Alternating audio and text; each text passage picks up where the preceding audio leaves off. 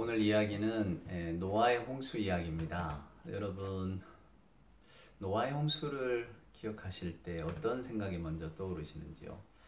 저는 최근에 포스트 리폼드라고 하는 영화를 보았습니다. 이제 그 포스트 리폼드가 교회 이름이거든요. 이제 톨러라고 하는 한 목사가 그 교회에 이제 목사로 부임을 하는데, 그 교회는 오래된 역사를 가졌습니다. 하지만은 이제는 교인들은 별로 없고요. 관광지로서, 오래된 교회니까 거기에 이제 관광 오는 사람들이 있을 것 아닙니까? 그래서 이제 그 사람들을 주로 안내하는 일이 목사의 일입니다. 이게 주일에 예배를 드리면 뭐 한 열댓 명이나 앉아 있고요. 교회는 크지만. 그리고 평시에는 이제 그 교회를 이렇게 둘러보는 사람들, 일종의 가이드 역할을 해주는 거죠. 이제 그 교회를 지탱하는 건 풍요로운 삶이라고 하는 재단인데요. 이 풍요로운 삶 재단을 맡고 있는 사람도 물론 목사님이죠. 그런데 이 목사는 별로 교회에는 관심이 없어요. 그냥 이 풍요로운 삶이라고 하는 단체가 잘 돌아가면 되는데, 이제 역사가 오래되다 보니까 그 기부를 많이 받잖아요. 그러니까 그걸로 계속해서 이렇게 운영을 해 나가는 겁니다. 그래서 이제 지역 사회에 이제 풍요로운 삶 재단을 통해서 뭔가 무슨 바자 행사도 하고, 무슨 이제 250주년 됐다고 교회 이제 다시 이렇게 환영 행사도 하고 그런 이야기입니다. 근데 그 중에 이제 개인적인 아픔을 가진 이제 목사가 부임을 해 오는데요. 이제 한 신자하고 이야기가 진행이 됩니다. 근데 한 신자가 찾아와서 우리 남편을 좀 상담해 달라. 근데 남편이 누구냐면 환경주의자입니다. 그러니까 지구를 이렇게 둬서는 안 된다. 지구는 결국 이 환경 파괴 때문에 멸망하게 될 것이고, 우리가 좀 여기에 대해서 관심을 가져야 된다. 이런 이야기입니다. 그러면서 이제 한 사람이 이제 환경 문제 때문에 고민하다가 자살을 하게 되고, 그리고 이제 이 목사가 거기에 대해서 깊이 고민하는 이런 스토리로 흘러가는데요. 그러니까 어떤 그 영화적인 재미보다는 또 그 의미, 또 저는 또 주인공이 목사니까 더 이렇게 관심 있게 보게 되었는데, 그러니까 이제 이 목사의 고민은 이겁니다. 교회를 지탱하고 또 교회를 운영해 나가고 또 이제 풍요로운 삶이라고 하는 재단이 있다고 그랬잖아요. 근데 여기에 주로 이제 기부하는 단체가 한 기업인데, 그게 이제 환경 파괴에 앞서는 기업이죠. 앞장서는. 이걸 과연 이 기부금을 받아야 될 것인가? 그러면서 이제 이 목사님이 계속해서 던지는 질문이 있어요. 그건 뭐냐면, 하나님이 과연 우리를 용서하실까? 그러니까 막 파괴된 자연환경 앞에서 그 톨러라는 목사 일기를 쓰는데요. 하나님이 과연 우리를 이걸 보고 용서를 하시겠느냐? 이런 이야기로 흘러가는. 저는 그 질문이 굉장히 좀 묵직하게 다가왔어요. 하나님이 우리를 용서하실까? 그 질문에 대한 해답으로 제가 오늘 이 노아 이야기를 여러분과 함께 나눠볼까 합니다. 우리 창세기 6장 5절에 보면 이런 구절이 나옵니다. 하나님께서 세상에 죄악이 관영함 가득 찼다는 이야기죠. 그리고 사람들이 생각하는 것이 다 악할 뿐이라는 것을 보시고 한탄하셨다고 나옵니다. 그래, 내가 이 세상을 가만두지 아니하리라. 성경 표현은 다 쓸어버린다 이런 표현이 나오는데, 다 파괴해버리겠다 이런 말씀이에요. 그러면서 성경 기자는 하나님의 그것은 한탄이고 하나님의 슬픔이라고 표현을 하는 거죠. 사랑하는 여러분, 여러분이 노아 홍수 이야기를 어떻게 보십니까? 연전에 노아라는 영화도 있었죠. 데이란 아브노프스키라고. 이분이 유대인입니다. 그래서 한번 그 영화를 저도 이렇게 보면서, 성경하고는 물론 완전히 결이 다른데요. 유대 사람들의 노아의 의미가 저런가? 이런 생각도 제가 했었는데, 하여간 이 노아 이야기 하면 여러분 어떤 이야기가 떠오르십니까? 주일학교 때 이 이야기 너무 많이 듣지 않으셨습니까? 방주 이야기 말입니다. 성경에 보면 노아가 120년 동안 방주를 짓고, 그리고 이제 또 방주가 온 세상의 어떤 그 생물들을 다 없앴을 때에 그 방주에 들어간 노아와 노아의 가족들, 그리고 그 동물들 다 살아나서 결국은 이제 하나님께서 새로운 언약을 이렇게 주시는 이야기. 우리는 성경을 통해서 알고 있는데, 혹자들은 이제 길가메시 소사시라고, 이게 메소포타미아 신화 아닙니까? 거기에 나온 이런 그 신화들을 빗대어서, 야, 이건 성경의 이야기나 신화 이야기나 다 똑같은 거지 또 이러면서, 노아의 이야기가 실은 다른 민족에게도 있더라 이러면서 성경의 어떤 그 독특성, 유일성, 또 하나님의 말씀의 어떤 귀함을 이렇게 폄하하는 그런 시도들도 없잖아 있었죠. 이 길가메시라고 하는 게 이제 수메르 신화에 나오는 이야기인데요. 제가 한때 좋아했던 시 가운데 이런 시가 있어요. 기원전 2000년쯤 수메르의 서사시 길가메시에는 주인공께서 사자를 맨손으로 때려잡으시고, 하늘에서 내려온 황소도 맨손으로 때려잡고 세상 끝까지 불사의 명약을 찾아서 가고 갔는데, 이제 세상 끝에 가보니까 그냥 선술집이 하나 있더라. 그 선술집 주모였던 시두리라고 하는 여자가 나와서 가라사대, 비결은 무슨 비결? 그저 술이나 한 잔 드시고 돌아가라. 예, 그런데 그 선술집 끝에는 바다가 아령치하게 시작되고 있었다. 이걸 어쩌냐? 뭐 이런 시였습니다. 저는 그 시가 굉장히 의미가 있다고 생각했어요. 예, 그 임모랄리티라고 하잖아요. 그 불사의 영향.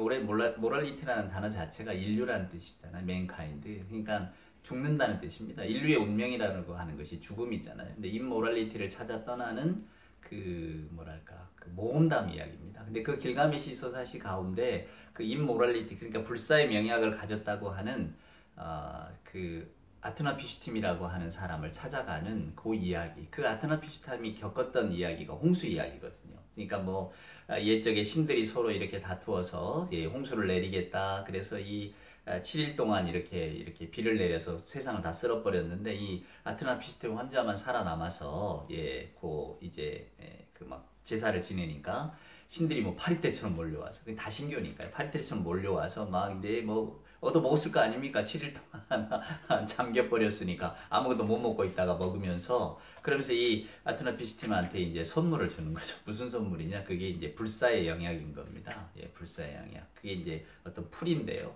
그래서 결국 길가메시가 그걸 얻어와요. 근데 이렇게 졸다가 뱀이 그걸 먹어버려갖고 이제 더 이상 가져오지 못하고 길가메시도 죽게 된다는 이야기인데요. 그러니까 이 수메르 신화의 이야기를 갖다가 이 노아 이야기 똑같단 말이야.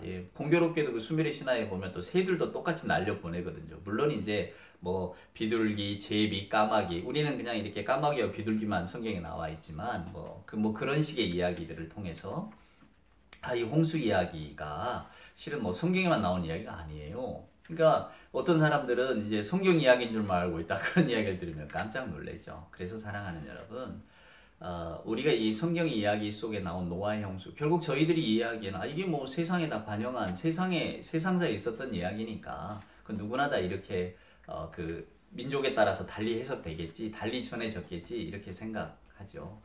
근데 이 홍수 이야기를 저희들이 그 노아 시대에 홍수가 나서 그 뭐 이렇게 다 잠겼는데 결국 노아와 또 세 아들들만 살아남았다. 방주에 들어간 짐승들 살아남았다. 뭐 이런 식으로 저희들이 노아의 홍수를 생각하고 지금도 이해하고 계신다면 여러분 그것은 글쎄 제가 종종 드리는 말씀입니다만 뭐 14살짜리 성경 읽기 혹은 12살짜리 초등학생 성경 읽기에 그치고 맙니다.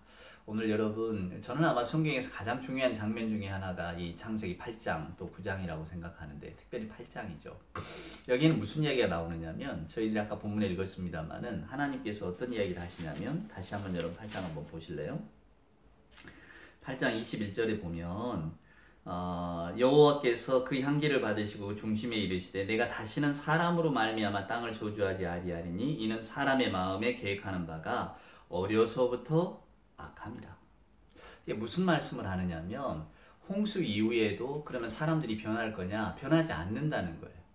하나님이 이것을 아시고 인정한다는 겁니다. 여러분 이게 굉장히 놀라운 신학적인 선언입니다. 무슨 이야기냐면 오늘 신실하신 하나님과 그리고 하나님의 형상을 받았지만 하나님의 말씀을 지키지 않고 하나님과의 어떤 그 계약 조건, 즉 하나님의 피조물로서 하나님께 순종하는 자로 살아가는 어떤 피조물의 역할을 거부하는 어쩌면 그 뭐랄까요 하나님의 형상을 받았지만 하나님을 무시하고 하나님 없이 살고 싶다고 하는 인간 사이에서 하나님의 새로운 계약을 맺으시는데 말입니다. 하나님의 절대 주권이잖아요. 하나님의 절대자이시고 그런데 하나님께서는 이 절대 주권자의 마음을 너희들은 무조건 따라와야 된다. 안 따라오면 다시 또 이런 큰 벌을 통해서 너희들에게 뭐랄까 큰 재앙을 내리겠다 이렇게 이야기하지 않으시고 너희들은 영원히 그럴 거야. 너희들은 변하지 않을 거야. 그러나 변하지 않은 너희들을 탓하기보다 내가 내 마음을 바꾸겠다라고 하시는 거예요. 사랑하는 여러분, 이것이 하나님의 놀라운 독특성입니다. 하나님의 편에서 결정이 이루어져요. 하나님은 분명히 사람들의 배신으로 인하여서 깊은 슬픔을 가지고 계십니다. 근데 하나님께서는 이 슬픔을 어떻게 풀어내시냐면 그것을 저주나 심판보다는 오히려 사랑으로 풀어내신다는 거예요. 불가사의한 거죠. 그래서 여러분 사도 바울이 로마서 3장 25절에서 어떤 이야기를 합니까? 하나님께서 예수를 화목제물로 세우신 이유는 저나 여러분을 죄를 간과하시기 위하여, 하나님께서 길이 참으시는 중에 저나 여러분의 죄를 그냥 참고 넘어가시기 위하여, 그래서 예수 그리스도를 화목제물로 삼으셨는데 이것이 하나님의 의로우십니다. 우리 흔히 이신칭이라고 하잖아요. 제가 언젠가 이 로마서도 꼭 해드리려고 생각하고 있습니다만, 로마서의 주제가 이신칭이 아닙니까? 그래서 혹자는 이 복음의 메시지를 다 잘못 오해하는 사람들이 문제입니다. 아예 모르는 사람은 관심이 없으니까 그냥 밀어두는데요. 조금이라도 이렇게 듣는 사람들은 들은 풍요는 있으니까 알기 때문에 이것은 이런 걸 거야. 자기 나름대로 어떤 생각을 가지고 복음을 받아들이고 풀어낸단 말입니다. 이신칭이가 뭡니까? 오직 믿음으로 의롭게 된다는 것 아니에요? 근데 여러분이 믿음이라고 하는 게 뭐냔 말이에요. 그건 행동과 반대되는 거잖아요. 그래서 어떤 사람들은 아니 내 행동이야 어떻게 되건 내가 어떤 비윤리적이고 비도덕적인 삶을 살든지 뭐 하나님 은혜로 다 나를 용서하시고 받아주셨는데 뭐 이 정도면 되지 않았느냐고, 나 예수 믿는다고. 이청준 씨의 그 소설에 나온 것처럼, 벌레 이야기라는 소설에 나온 것처럼 말입니다. 왜 밀양이라는 영화로 됐잖아요. 애를 유괴해서 죽여놓고도 뭐 주님이 용서하셨으니까 나는 평안하다. 이 말이 되는 이야기입니까? 말도 안 됩니다. 그건 이신칭의를 몰라도 한참 모르는 거예요.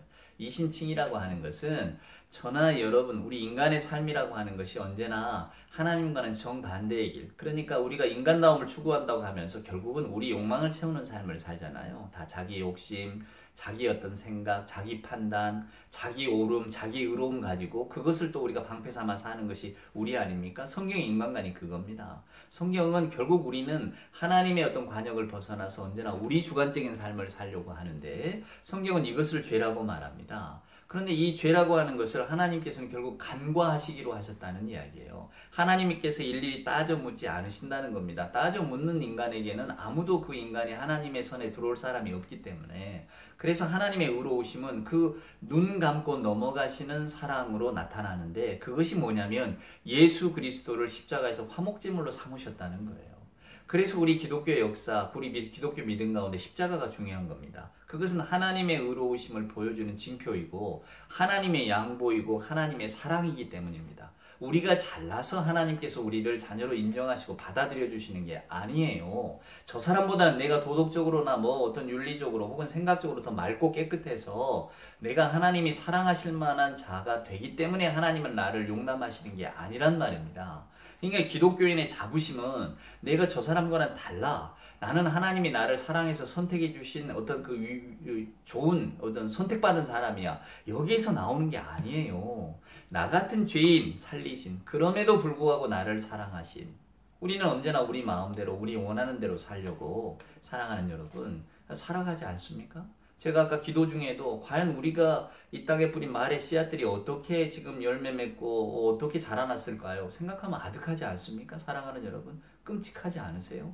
내가 뿌린 말의 씨앗들을 우리가 만약에 과거로 돌아가서 돌아본다면 얼마나 부끄럽고 덮어버리고 싶은 일들이 많겠습니까? 우리는 그런 존재입니다. 하나님의 사랑 안에서, 하나님의 은혜 안에서 날마다 산다고 하지만은 언제나 하나님보다는 내 의지가 앞서고 하나님의 말씀보다는 내 생각과 내 판단이 앞서가는 것이 우리들 아닙니까? 그래서 내 스스로가 내 인생을 한번 어떻게든 만들어 보려고 애쓰고 살잖아요. 그러니까 우리는 어쩌면 하나님으로부터 늘 멀어지는 인생을 살아가는 사람들입니다. 근데 성경은 그럼에도 불구하고 하나님께서 우리를 용서하신다는 거예요.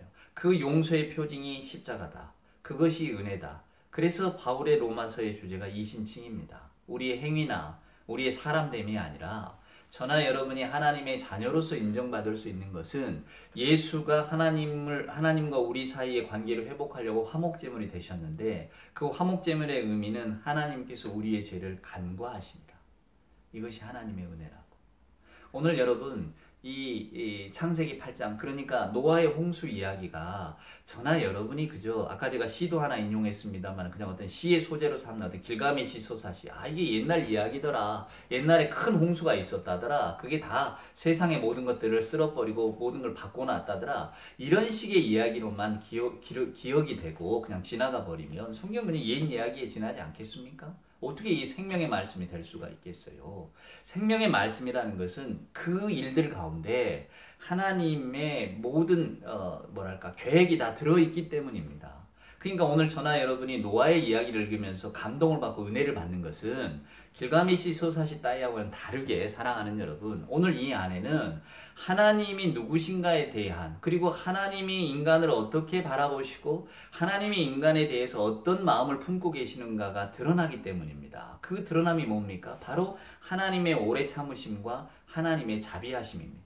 인간이 어려서부터 악에 빠지는 것은 하나님은 알고 계셔요. 다 이 홍수를 쓸어버려도 다시 태어난 인간들도 여전히 그 길을 걸어갈 줄 알고 계신다 그 말입니다. 그럼에도 불구하고 오늘 성경은 어떻게 표현하느냐면 하나님께서 내가 다시는 심판하지 않겠다라고 약속을 하시면서 당신의 마음을 바꾸신다는 거예요. 사랑하는 여러분, 이게 놀랍지 않습니까? 저나 여러분의 생각 속에서 어떻게 절대자이신 하나님께서 그 마음을 바꾸십니까? 너희들 안 바꾸면 내가 가만 안 둘 거야. 이렇게 나오셔야 마땅한 거죠. 그게 하나님의 권위가 서는 일 아닙니까? 근데 하나님께서는 오늘 그 권위를 스스로 내려놓겠다고 하시는 거예요. 그래서 빌립보서에서는 예수 그리스도 이 땅에 오신 성육신을 자기를 비워내셨다고 말하잖아요. 이것은 아버지 하나님의 모습인 겁니다. 하나님께서 자신을 비워내셨어요. 그래서 자신을 바꾸신다고 하시는 겁니다. 이게 이 성경에 기록되어진 놀라움이고 위대함입니다, 여러분. 그래서 어떤 약속을 하십니까? 하나님께서는 천지를 창조하시고는 일회째 되는 날 쉬셨어요. 안식하셨잖아요. 근데 오늘 홍수 이후로 다시 재창조를 하시면서 사람과 약속을 하시는데 그때 하나님께서 뭘 포기하십니까? 무지개를 우리에게 보여주시잖아요. 근데 무지개라고 하는 이 히브리 단어가 캐셰트입니다. 바우, 활이죠, 활. 그러니까 오늘 이 신학적인 의미를 보면 하나님께서는 천지를 애초에 창조하시고 나서는 고요한 평강 중에 안식 중에 거하셨다면 다시 노아의 홍수 이후로 재창조의 약속을 맺으실 때는 하나님 손에 들고 있던 무기를 내려놓으신 거예요. 활을 내려놓으셨단 말입니다. 그것의 증거가 무지개로 나타나는 거예요.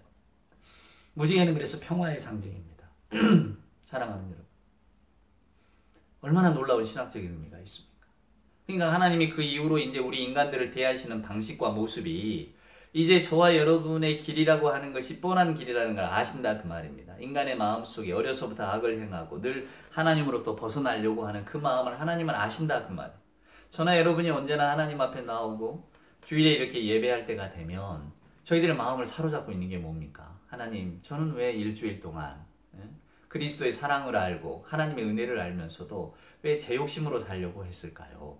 제 마음에 뭔가 이렇게 일어나는 대로 행하려고 했을까요?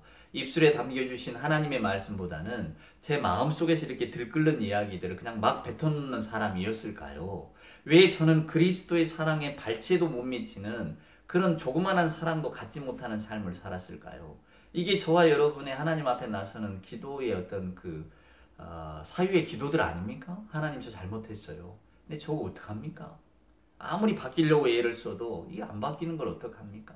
성경은 너희들은 그런 존재라고 하는 것을 미리 인정을 해놓고 갑니다. 면죄부를 삼으시라는 게 아니에요. 그만큼 우리 인간의 삶이 연약하다는 겁니다. 근데 그럼에도 불구하고 우리가 절망하거나 포기하지 않는 것은 하나님의 마음이 바뀌었기 때문입니다. 그래서 여러분, 하나님과 인간 사이 이제 더 이상 인과응보가 없는 거예요. 우리가 세상의 질서가 인과응보잖아요. 저나 여러분이 가장 사랑하고 좋아하는 세상의 질서는 인과응보입니다. 아니, 사람이 잘못을 했으면 벌을 받고 잘한 일이 있으면 칭찬을 받아야죠. 이게 인과응보 아닙니까? 원인이 있으면 거기에 마땅한 보상이 있는 거죠. 사랑하는 여러분. 근데 성경은 이것을 뒤바꿔 놓는다니까요. 인간들의 세계 속에서는 인과응보가 어쩔지 몰라도 그것이 어쩌면 우리들이 세상을 살아가는 근간이 되어지는 가장 기본적인 사회 질서인지도 모릅니다. 인과응보가 없으면 사람이 또 우리 인류가 어떻게 살아가겠습니까? 하지만은 하나님께서 저나 여러분을 판단하시고 바라보는 시선은 인과응보가 아니라는 거예요. 오늘 이 창세기 8장에서 그것을 보여주십니다.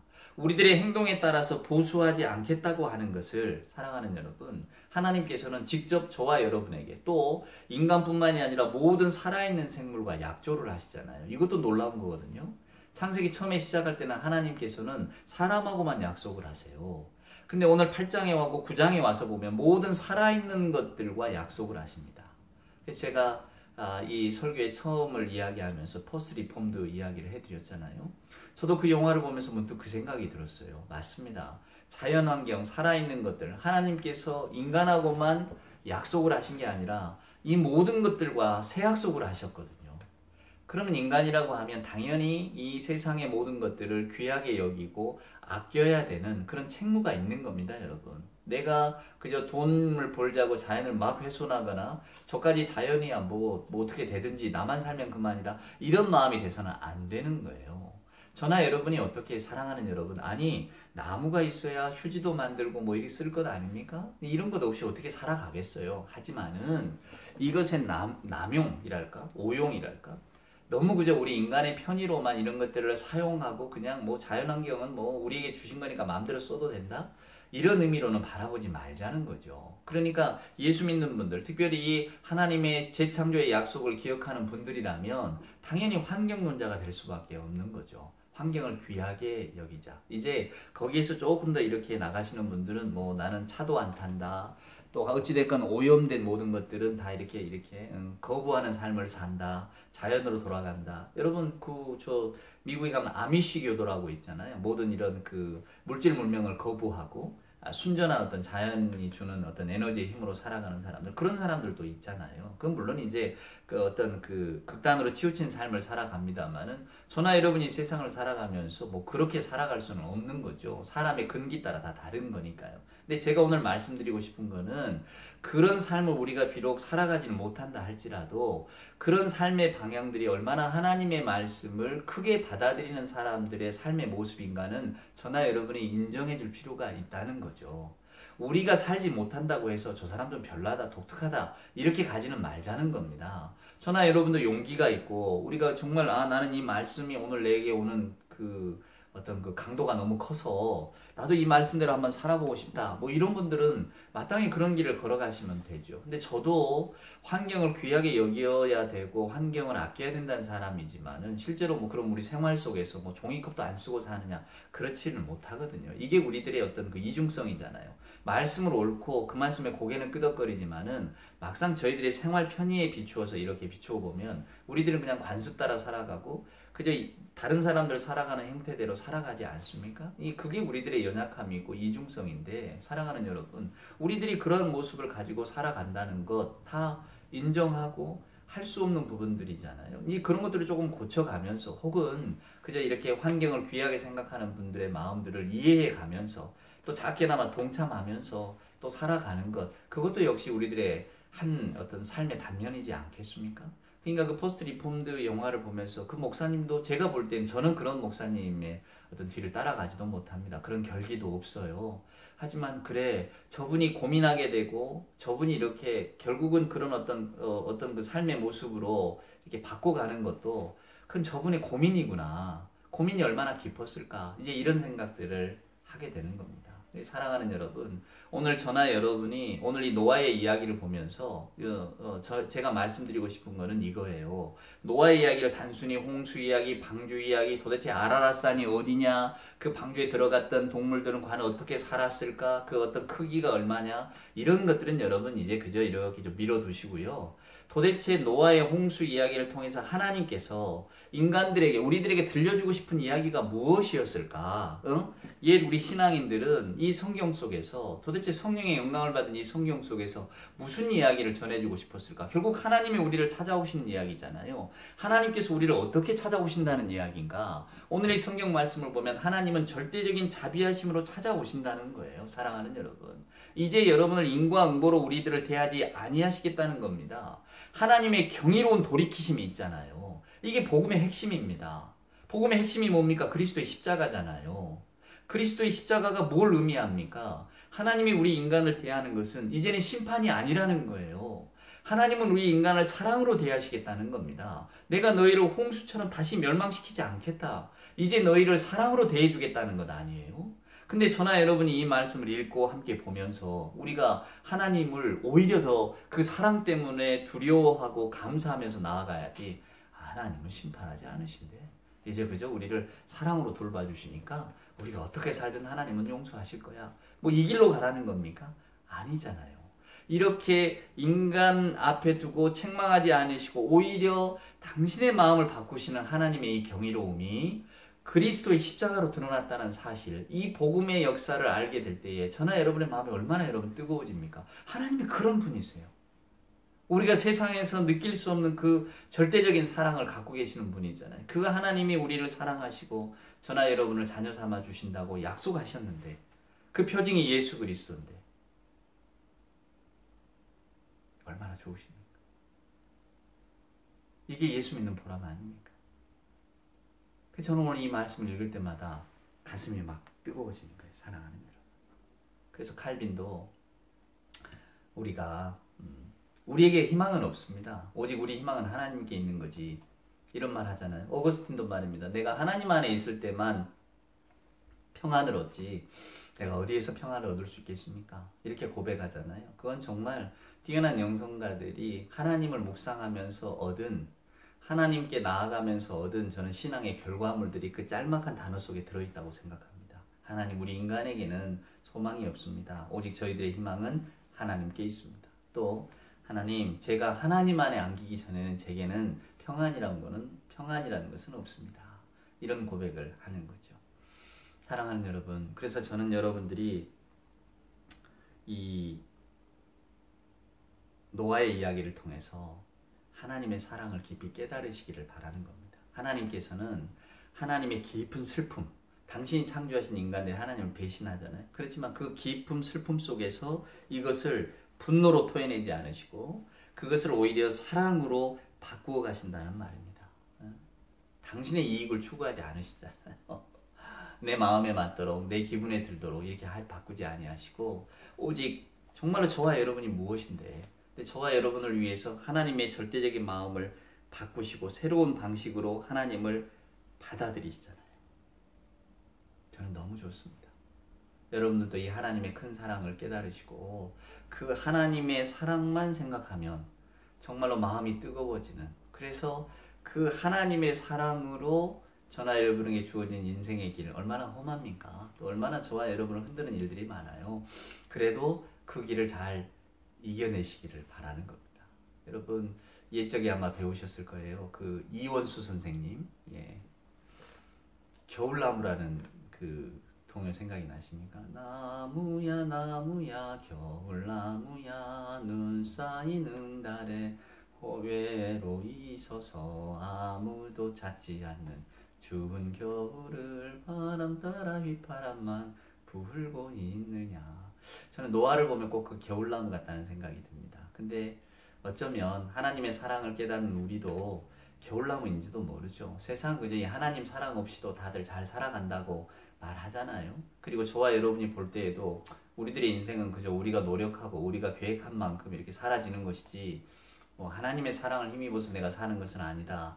저나 여러분들이 세상 일에 너무 빠져 있으면 그저 하나님 사랑을 느끼기가 쉽지가 않죠. 근데 여러분, 저나 여러분이 오늘 이 말씀을 믿고 산다면, 즉 하나님께서 하나님의 마음을 바꾸시는, 슬픔을 오히려 사랑으로 승화시키는 이 하나님의 어떤 놀라우신 사랑들을 알게 될 때에, 비록 하나님의 말씀을 붙들고 살 때에 겨울나무 혼자 서 있는 것 같아도 글쎄 외롭지는 않을 것 같은데 여러분은 어떠십니까?